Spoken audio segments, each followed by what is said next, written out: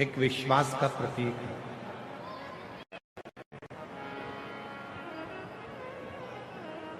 कितना दृढ़ भरोसा, कितना दृढ़ विश्वास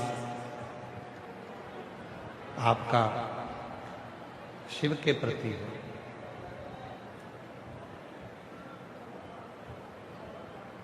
आप कितना विश्वास भगवान शंकर के चरणों में रखते हो।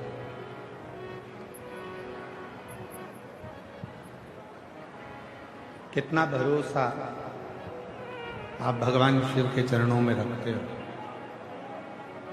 यह आप पर निर्भर करता है। पूरी जिंदगी आप जल चढ़ाते रहो और आपका विश्वास ही शिव के प्रति नहीं है तो वो जल का कोई महत्व नहीं।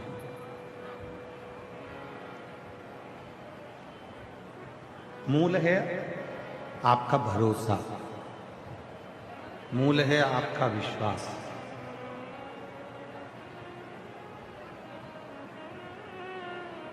शिव महापुराण की कथा कहती है, जब भगवान शिव के पास में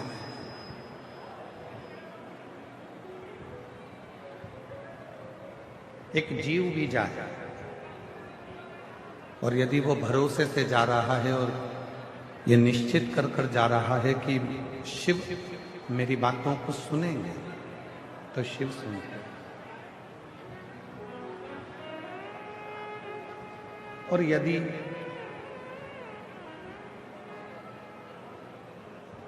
संसार का कितना भी विद्वान से विद्वान व्यक्ति क्यों ना हो, उसकी कितनी भी विद्वत्ता क्यों ना हो, और वो बिना विश्वास के अगर जिंदगी भर भी तप करे, भजन करे, स्मरण करे, तो भी उसका कोई फल नहीं।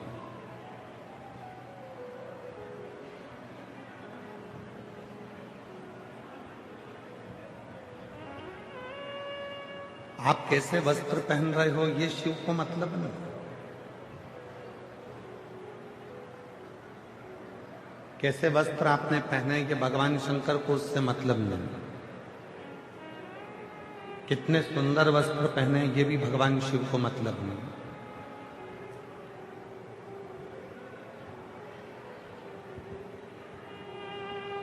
भगवान शिव को यदि आपसे चाहिए तो केवल वस्त्र की सुंदरता नहीं, चेहरे की सुंदरता नहीं, स्वरूप की सुंदरता नहीं। शिव जी को यदि चाहिए तो आपके केवल मन की सुंदरता होना चाहिए और शिव आपको स्वीकार करे।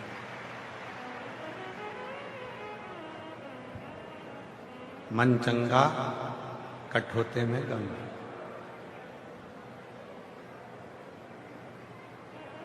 मन ही क्लीन नहीं है, मन ही साफ नहीं है और सोचे कि हम भगवान शिव को प्राप्त कर लें तो भगवान नहीं मिल सकते।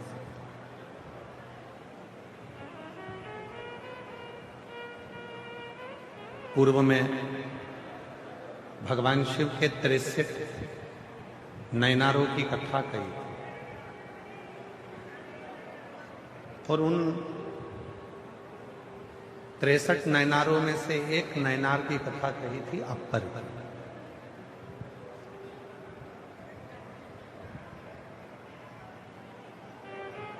अभी पूर्व में ही कथा में शायद शिरूर की कथा में कहा था अपर का।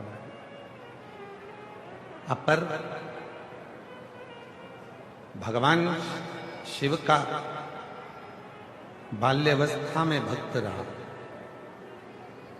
भगवान शिव की शरणागति में रहा, भगवान शंकर का भजन करा और एक दिन संगत में बिगड़ गया और दूसरे धर्म में चले गया।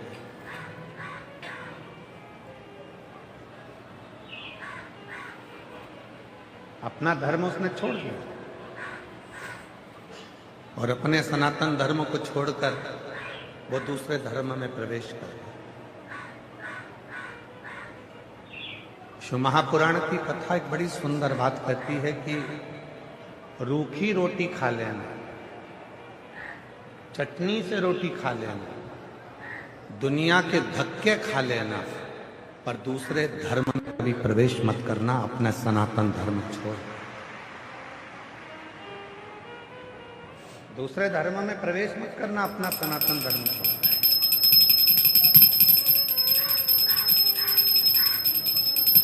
इस सनातन धर्म के लिए, इस सनातन धर्म के लिए तो कई कई भारत की भूमि के ऐसे शेर हुए जिन्होंने अपना शीश कटा दिया, पर धर्म नहीं बदला।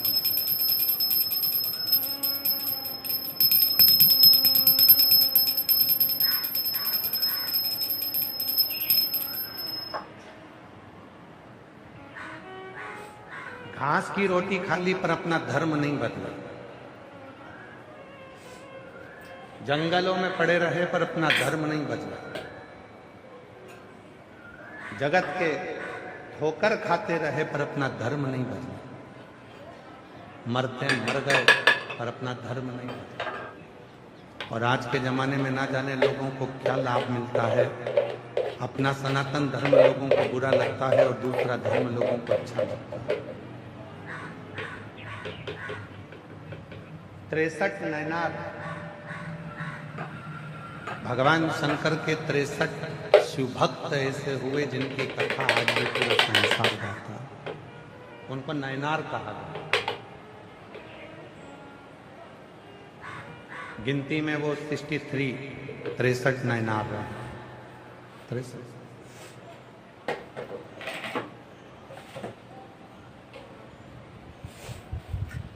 वो 63 नैनार है।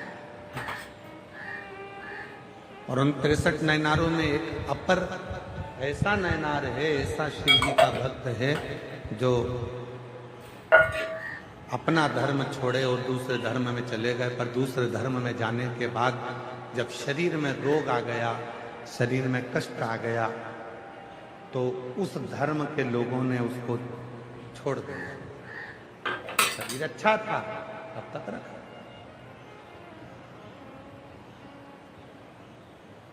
शरीर श्रेष्ठ था तो रखा, फिर छोड़ दिया।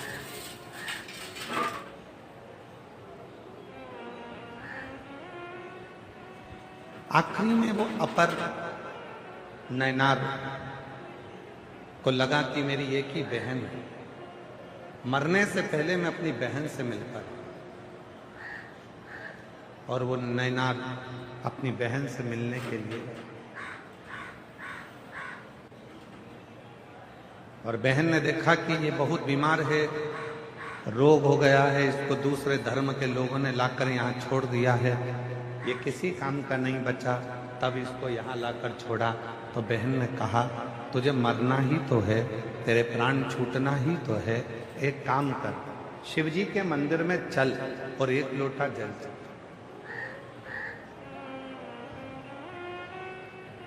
वो अपर नैनार ने कहा कि मैं शंकर जी के मंदिर जाऊंगा तो लोग क्या कहेंगे कि ये पहले तो उस धर्म में चले गया और अब वापिस पलट कर आया और शिव जी के मंदिर जाना चालू कर दिया।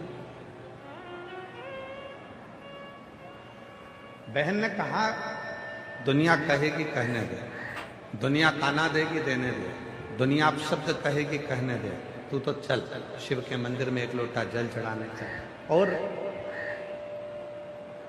शिव के मंदिर में वो अपर अपनी बहन के साथ में जल चढ़ाने के लिए जैसे ही गया, उसने जल शिव जी पे चढ़ाना प्रारंभ करा और उस जल का प्रोक्षण अपने ऊपर करा, उस जल का आचमन उसने करना प्रारंभ करा, उसका पूरा शरीर ठीक हो गया। शरीर ठीक हुआ तो अब वो दूसरे धर्म के लोग, जिस धर्म में वो पहले चले गया था, उस धर्म के लोग उसको लेने के लिए ठीक हो गया, चल हमारे साथ। नहीं गया, अब नहीं जाऊंगा।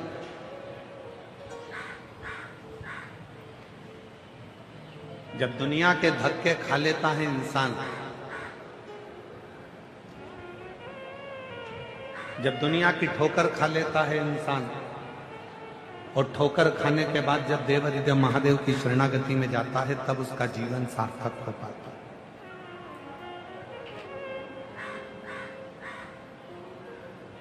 और आप लोगों से निवेदन है, जब सारी दुनिया ने तुमको ठुकरा दिया, हर तरह से तुम हताश हो गए हो, हर तरह से तुम दुखी हो गए हो, तकलीफ में हो गए हो, और तुमको कोई सहारा दिखता नहीं हो, आसरा नहीं दिखता हो, तब आखिरी में मेरे महादेव को एक लोटा जल चढ़ाना प्रारंभ करना, सारी राहें तुम्हारे सामने खुलकर सारी।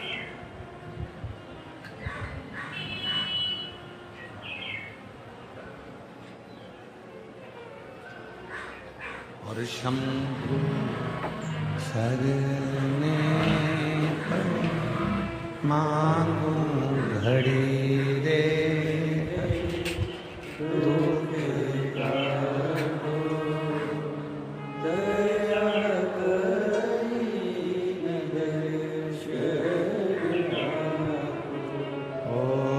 शंभु शरणे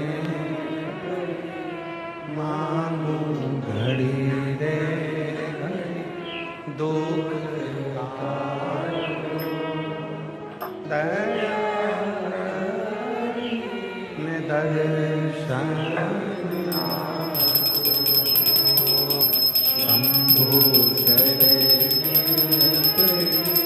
मांगू घड़ी रे दुख दया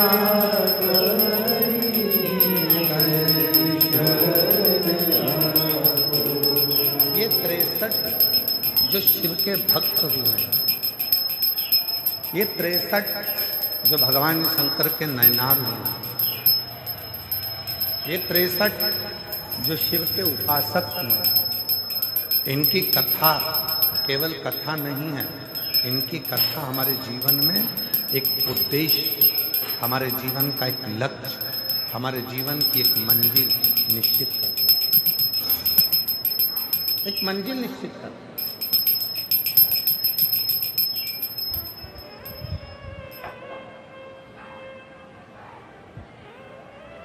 ये 63 नयनारों की जो कथा है, ये हमारे जीवन में एक बल उत्पन्न करती है, हमें बल देती है,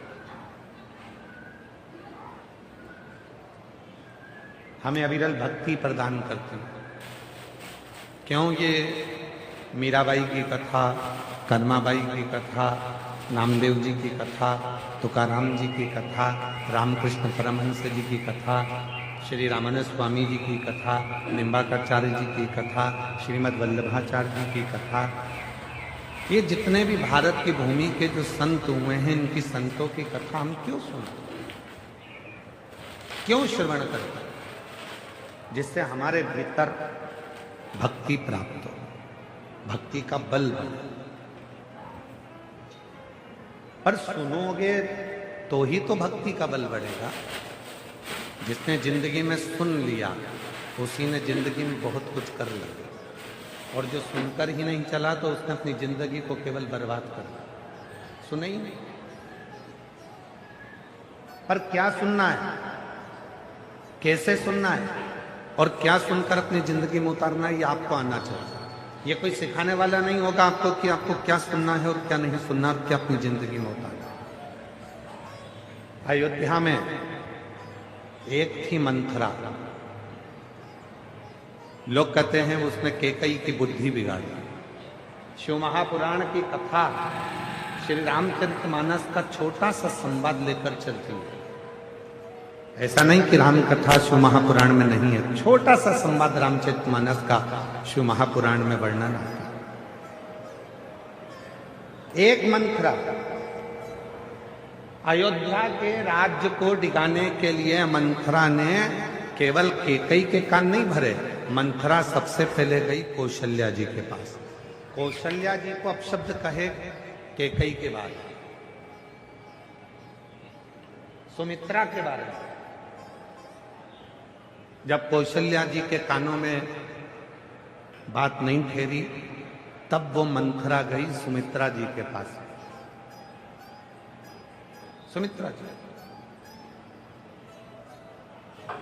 सुमित्रा जी ने भी उसकी बात नहीं मानी।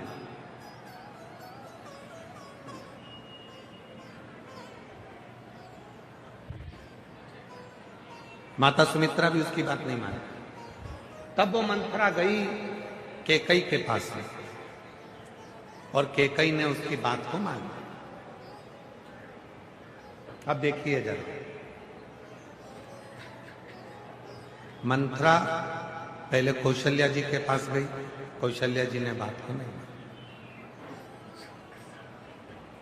मंथरा फिर सुमित्रा जी के पास गई, सुमित्रा जी ने बात की।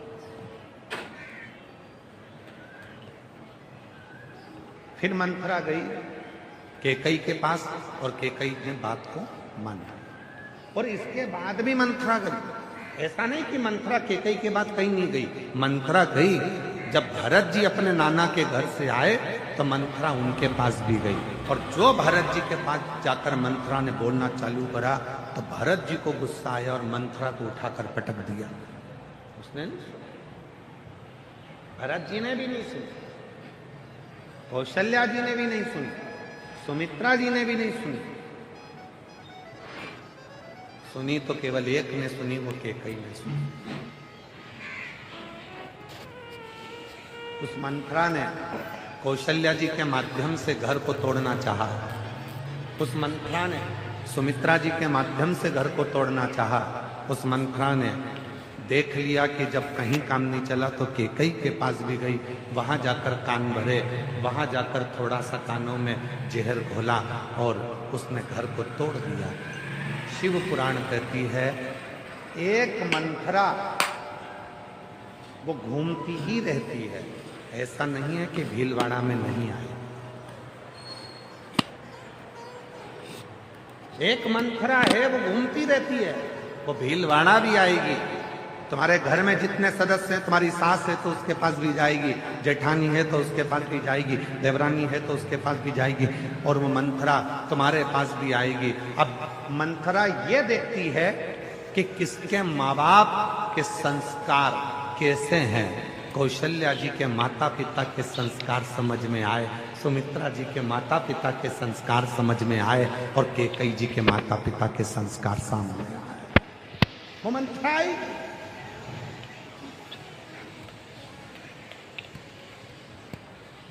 मंथरा जानती थी कि कैकई के माता साधारण नहीं। आप सभी ने रामचरितमानस में स्मरण करा होगा, कैकई के पिताजी को, कैकई नरेश को एक वर था। कैकई नरेश को एक वर था, कोई पक्षी अगर आपस में बात करेंगे तो वो सुन लेते थे कि बात क्या कर रहा है। कोई पशु आपस में बात